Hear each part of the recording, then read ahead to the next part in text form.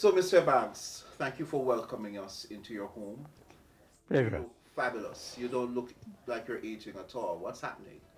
Well, I think I'm aging. I feel that way.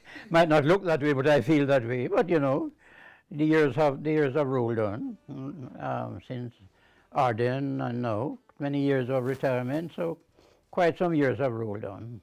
Okay. Well, let's kind of roll back the hands of time, so to speak, and let's start at the beginning. So, I learned just quite recently that you were born in Cuba. Yes, my parents went there, I suppose, to make life better. An older brother and myself, we were both born in Cuba. But I believe that I was brought back to Jamaica here before I knew what the difference between senor and senorita. I, they made sure I didn't pick up any Spanish at all because we were all coming back to Jamaica very soon. So they made a conscious effort to see that we spoke Jamaican or English. What took your parents to Cuba, though? I think in those days people were moving out Panama, Cuba, and so on because I think work-wise things were a bit better over there. Especially Panama. You have heard songs about these guys coming back from Panama with their gold chain knocking by themselves, and they don't know the time on it and so on. This is a canal and all. Yes, but Canal building. Cuba was one of the places that people were going, Okay. and so my parents went there. Tell me a little bit about your parents. Who were they? My dad was a tailor. Um, I used to see this sign that he had. Actually, it was put on a little shelf above us there on a bit of um, board. Uh, Julius P. Ebanks, tailor El Mejor. And that didn't mean a thing to me. I think at the time I must have called it El Major because I knew nothing of Spanish. But he was a tailor, and of course he spent much of his time at that. There came a time when it was not paid enough for him to keep the family because his family was growing. So he went into farming, which he did very, very well at, you know. And at the very end, he left that when Kaiser Bauxite began down by Alligator Pond and down there. He got a job down there as a painter. So he went from tailoring to agriculture to painting. And your mom? My mom was in those days just a housewife, and well, she never left the precincts of the coming from home from school. And then the afternoon, the first thing I did was to call my mom. I didn't think of anything else. I did not call. I'm the only one who did not call my parents mommy or daddy. I learned to call them Miss Bell, no, Aunt Bell and Master Jewel. I heard that a cousin came and spent a week there, and she called my mother Aunt Bell and my dad Master Jewel. I picked it up as a child, and they never broke me out of it. And the first thing I would do when I get in from school, just putting down my slate, Aunt Bell. You never said mom No, no, or and dad? wherever she was, I just expected that she was going to make herself, present, and that was what mom meant to me. First thing after I got home from school was to hail her. My dad was out in the field and so on, obviously, but home, and I had 6 siblings, and we did have our little rivalry and so on, but we got along very well. We Home was St. Elizabeth. St. Elizabeth, a little place called. It's really adjoining Junction, but I grew up knowing it as Chocolate Hole, which I resented. I've actually been there. It's almost in Junction. That's right. That's right. But I said, no, it's not chocolate hole. I don't know the origin of it. I don't think anybody in my area knew chocolate, in terms of a chocolate walk and so on. So I changed it in my mind, and I kept saying, I'm from Chocolate Hall. Until more recently, when they've had a cricket team and all that kind of thing, people are calling it Chocolate Hole and very comfortable with it. I went to Ballas Valley. In those days they call them elementary, not primary, Ballas Valley Elementary School, from first form. They used to call it A book, B book, um, and then first class. Many of us have no concept of this able then, yes. At 15, they say you age up, and if it's even in the night you turn up there, they're sending you back home, you age up. They don't wait for the end of the term or the end of anything.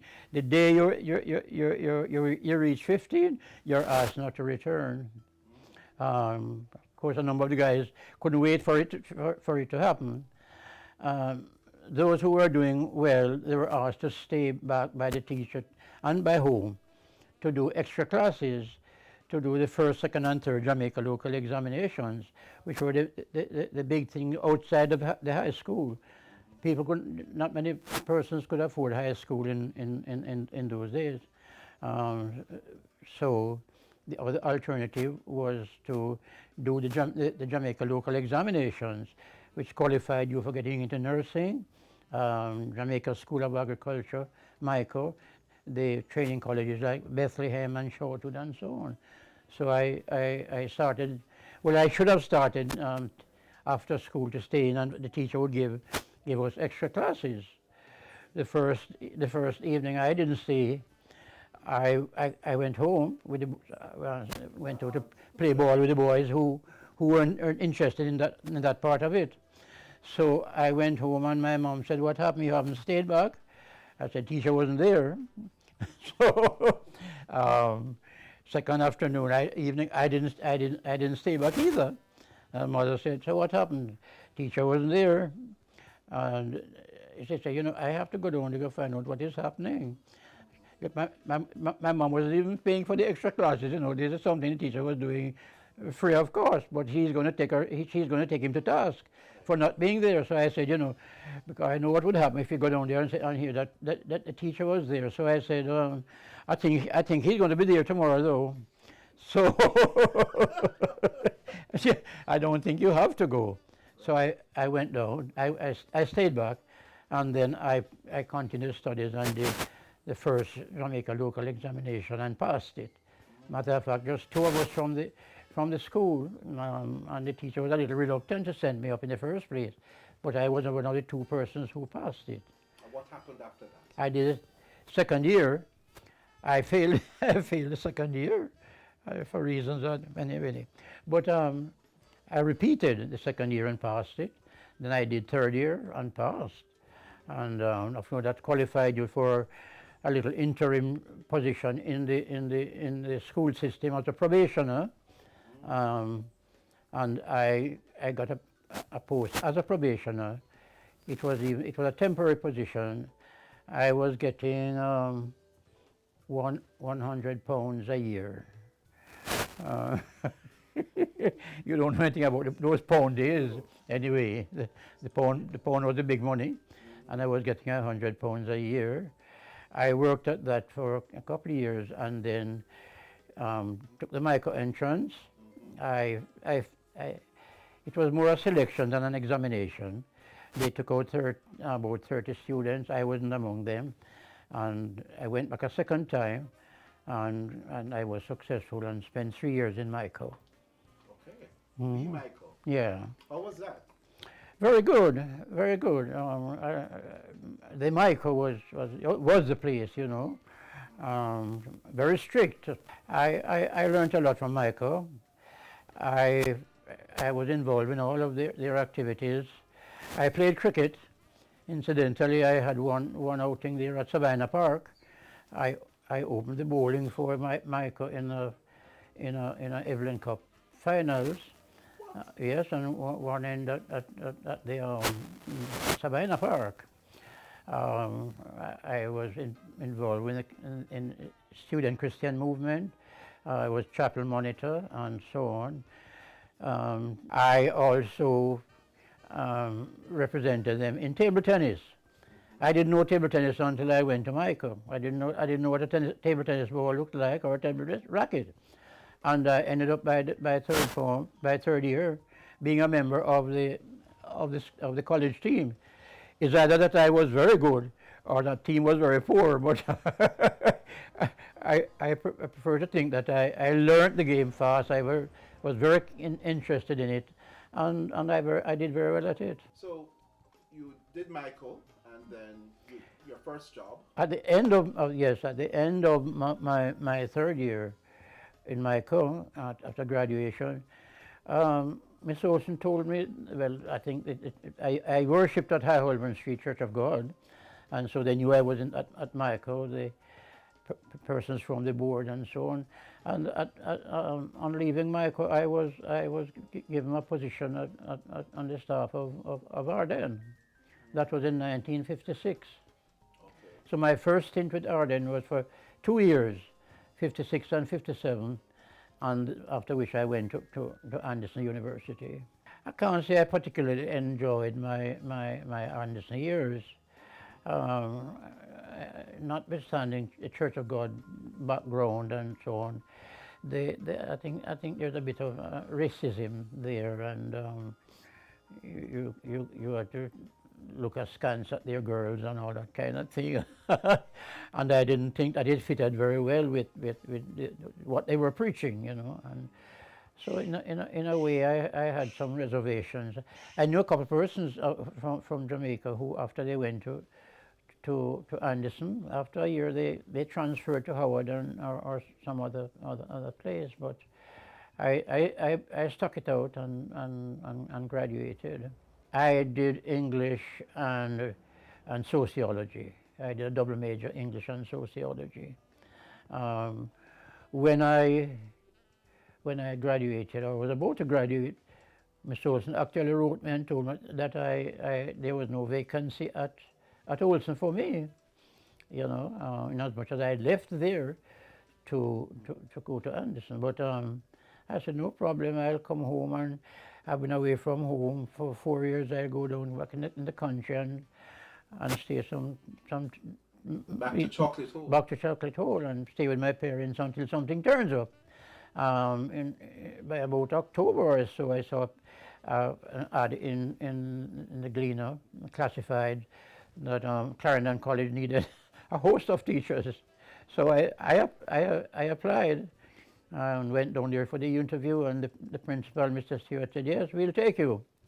And I hear about the same day Miss Olson was telegraphing all over the place for me that there was a vacancy at Ardenne. I came into town and went and I told her that no, I had just given my word to Mr. Stewart at Clarendon, and I am not changing.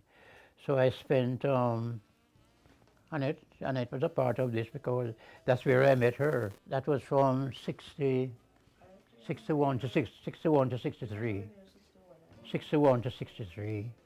I was at Clarendon College, so I have past students from Clarendon College, Radley Reed and the late Tony Pickersgill, Bobby Pickersgill.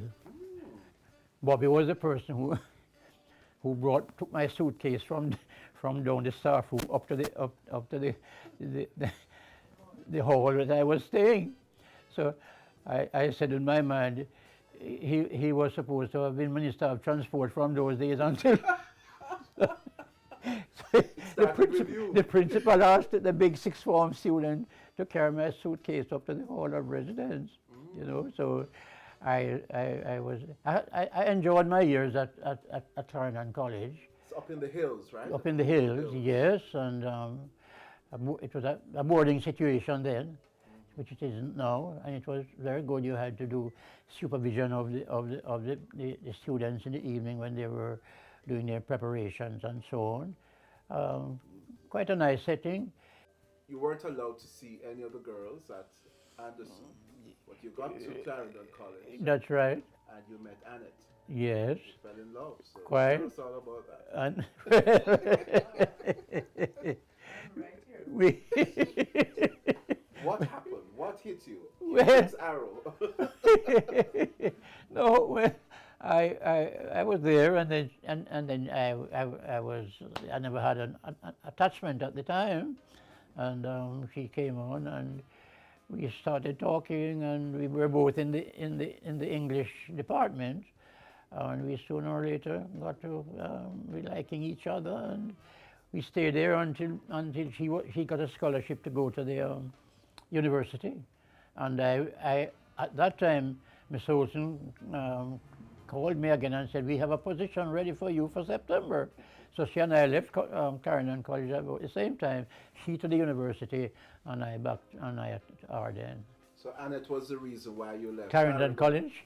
because you wanted to be near. Well, that's one of the main that's one of the main reasons. But all the same, I had a fondness for Ardenne, and I was disappointed when I did not get a position back there, you know, because I when I went on there, there were very few boys there, very few.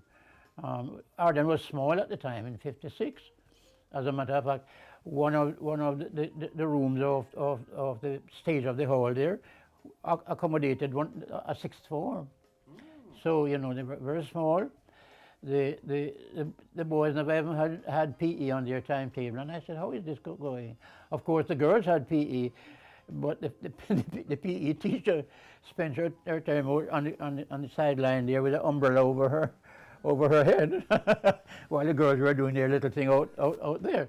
The boys were hardly any, well, they never had it on their timetable at all, and I took on their sports program to the end that I entered them for the very first Sunlight Cup team. I barely found 11 boys who could make the standard for Sunlight Cup. Dr. Haldershaw, ENT specialist and I think dental surgeon, he was the captain of the team. We found 11 boys. There was one boy who walked the girls down to halfway tree every evening and missed training. So I dropped him and found myself with 10 going into a match against Excelsior. And the boy said, sir, you can't go there with 10. I said, you know, I'm not taking him back. He's not.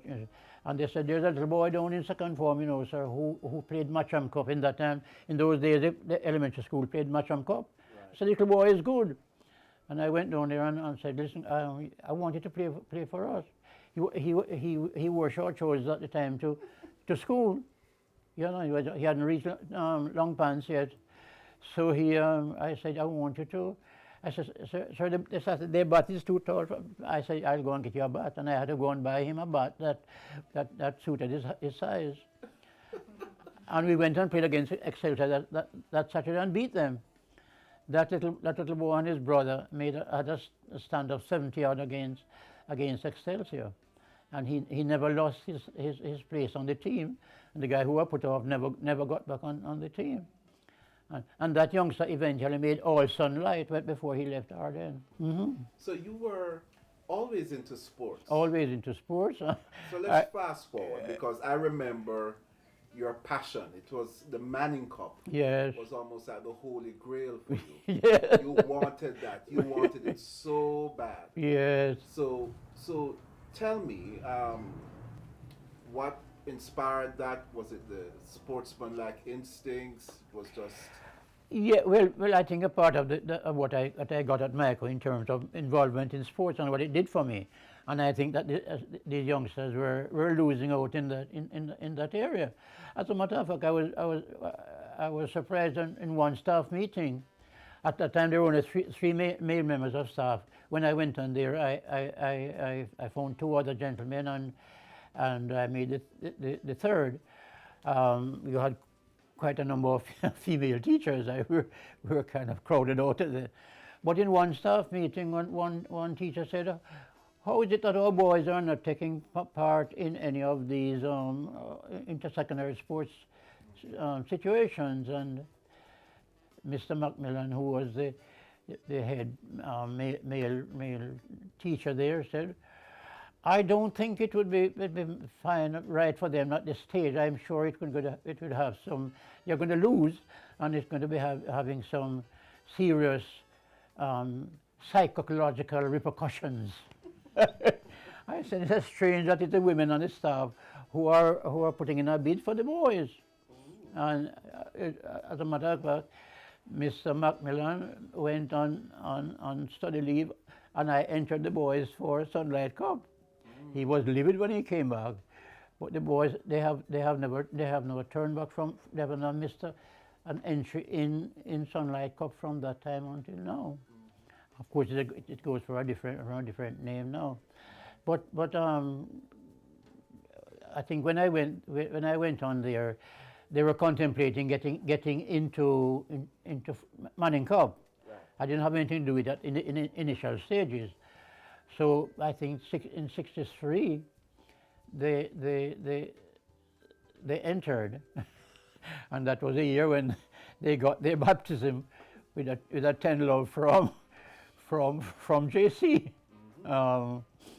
Peter Morgan, you know, Doctor, Reverend Doctor. Yes. Oh my father, he used his speed. One chap who played on the team told that his task was to watch Peter Morgan. I think Peter Morgan was watching him. And anywhere he went, Peter Morgan went there and shot the ball from there into the goal. He scored. I think he scored the most goals in that match. Whereas I have a picture of the first Sunlight Cup team, we never had a picture of the first Manning Cup team. I don't think too many people wanted to have identified with that one, but we got quite some clobbering there. But we kept on, and you know what happened eventually. We had quite some losses. I reached a point when at our devotion, when we had to announce the results, I was so tired of saying we lost. I have a way of saying, well, the boys did not win yesterday. I don't know how many of them picked up the difference, but it went on until 1991, Right. when we beat Tivoli in penalty kicks and won the Manning Cup. We went on and beat Clarendon College and won the Oliver Shield. So the celebration at the stadium when we won that match. So that was a journey from 1963 Yes. to 1991. Yes. I think about 20-something years, I believe it was, that it took us to reach there. What did it do to you when we won? Well, I was elated, and you see what is happening there with the team. It's a team that I was very close to, and we used to have camps for them over the weekend when there used to be a match. Made sure that they had enough beds for them to sleep on, and meals were provided for them, and so on. And I was elated, and at one stage I said I had two things to accomplish before I left Ardenne, and even if they want to drag me out, I'm not leaving until that, to get the school back on a single shift and to win Manning Cup. When I was there, we had an experiment with Yeah. like about 4 shifts or 3 shifts going on at the same time, Yeah. overlapping. Yeah. I don't remember the term. There was a term for it. Yeah, That was a pretty hectic time terrible. for everyone. I had 13 years of a shift school. Of course, most of the high schools went on shift. Most of the high schools. Mr. Manley, Mr. Michael said that at that time most of the schools had what they call extension schools that met in the afternoons after the first shift was gone. But what happened is that they had to pay for their education, Mr. Manley said nobody is going to be subject to that.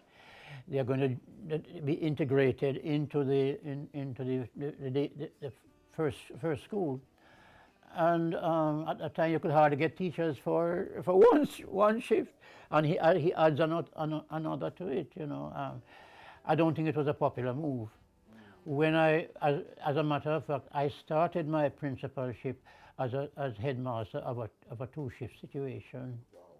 It was very bad. And you talk about a three situation. After we were about 2 years on a straight first shift, followed by second shift, they alternated. A member of the PTA said, why don't we try a stagger, where some would come in maybe at midway in the afternoon, or some would leave at that time. And we were prepared to experiment with anything at that time, and we said, let's go with it. We tried it for 2 years, and they called it the stagger shift. We staggered off it and went back to two straight. Right. But it didn't do a lot for education.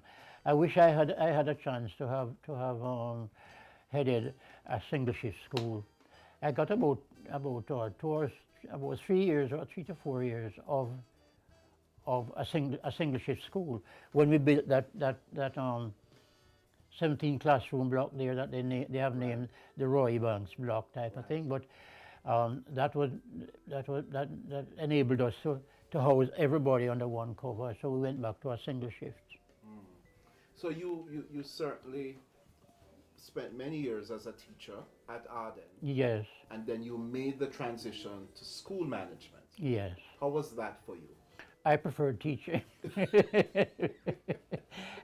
I don't know. I don't know if I enjoyed headship. I did it. I worked hard with it, and think I got some things done. But in terms of relatedness to your student and so forth, you never had that much of that when you, as a principal, you had your students you had good relationships with, but so often it was more in terms of discipline and that kind of thing, both at the level of student, parents, teachers, admin staff, ancillary staff, So the classroom teaching was where I think I endeared myself to most of the students, notwithstanding some of the names that were We'll get to the names, but let me put you on the spot. Who were your favorite students? You mean Putting you on the spot. and as individuals? Yes, as individuals. I don't know that I had favorites. Ironically, I think I got along best with some of the sports, the persons involved in sports. The footballers, track and field. We were not very good at track and field in those days. I don't know how many persons know that I think in sometime in the 60s that our class 1 girls won the 4x100 class 1 relay. Yes, Evelyn Davis and Pat Henry and so forth. Those four girls here, Gay Mitchell and Barbara Harrison, Ventura as their coach. I got very close to people like Evelyn Davis and so forth, who were, and then in the boys with Manning Cup, I had a close relationship with them. The winning team there, they chose their own name for me. They called me Bossy. Not that I was bossy, but they saw me as their boss. Your talismanic That's right. Yes. And of course I had the assistance of Glenn Archer, who managed the team for 10 years. Oh, I mean, he was an excellent manager, and he kept the team together and the discipline of it, other than having somebody from the outside come in to be the manager of the team. He was right there and saw to their needs. At the end of the 10 years, he said, Mr. Ebanks, I think I'm giving it up now. I said, you're free to go, Mr. Archer. That's the year we won the Manning Cup. He said, the boys were beginning to complain that they never kind of enjoyed Mr. Archer's strictness and so forth. They said they wanted somebody they could flex with, you know the term? And of course I said, okay, we'll give you somebody like that. Somebody flexed with them for a year and left them. They said, no, they don't want it anymore. 1 year. So they kept changing managers almost every year from then on. We talk about flexing. Yes. One of the teachers we have spoken to in the hot seat is Fitz Hall. Yes. Who had a very unique relationship with Yes. students. I gathered you tried to tell him, instructed him actually, to let the students call him Mr. Hall. That's right. And not Fitz. That's right. What was going on in that? I think there are times when teachers sometimes try to get students a little too familiar. And what, as a matter of fact, there was an incident where a student, I think he attempted to discipline a student out on the field there one afternoon, and the young man resented it because he thought that, I mean, they had such a relationship, you know, that he would not ever think of disciplining him. And so he had to bring the situation to me, and I called him up, and as a matter of fact, he was suspended for what he did. And then I asked him, why did you behave like that to Mr. Hall?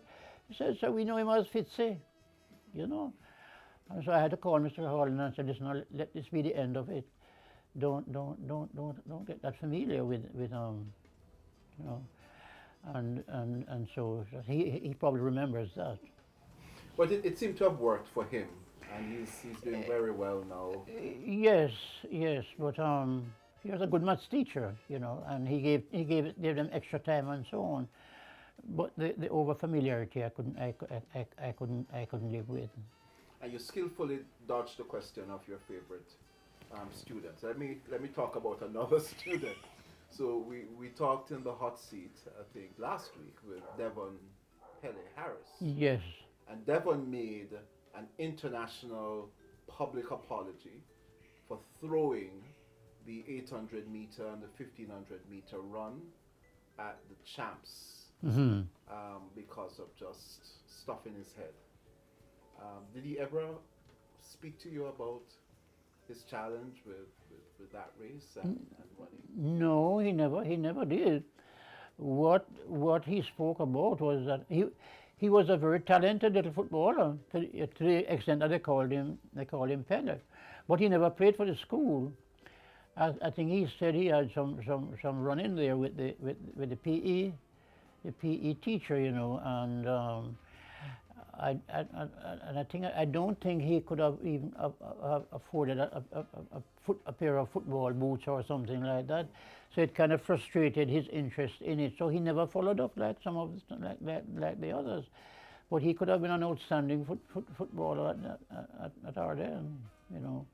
But the thing of the 800, we never made that issue of. Yes, indeed. All right, so we are speaking with Roy J. Ebanks, legendary principal of Ardenne High School. We're going to take a break now. When we come back, we're going to talk to Mr. Ebanks about just the heydays at Ardenne, how he sees the school now, and any special word he wants to say to all the people, all the past students who came under his leadership, under his tutelage. And we know you all love him very much and you want to be talking to him online, and you're going to get that opportunity later on in the interview. So we'll be right back. Yes, I hear that more often.